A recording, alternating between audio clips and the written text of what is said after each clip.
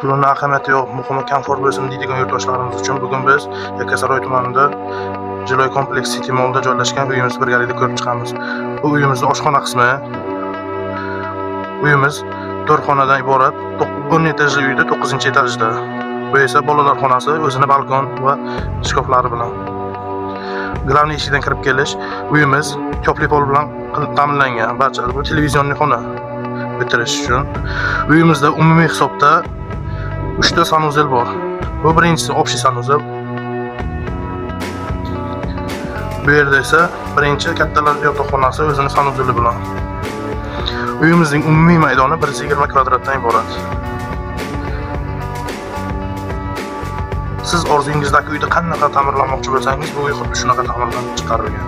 Bu yerda kirish xonasi va bu yerda esa bizning ikkinchi ota-onalar yotoqxonasi, o'zining garderobli va sanuzel xonalari bilan.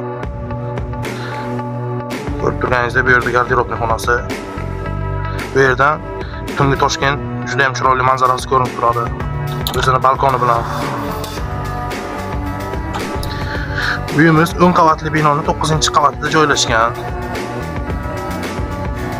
Bu yerda esa sanuzel.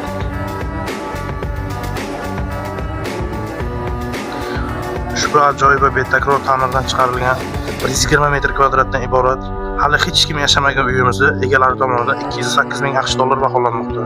Xizmatiga ozgina o'tib beriladi. Kimgadir qiziq bo'lsa, opsiyadagi raqamlarga qo'ng'iroq qilishlaringiz mumkin.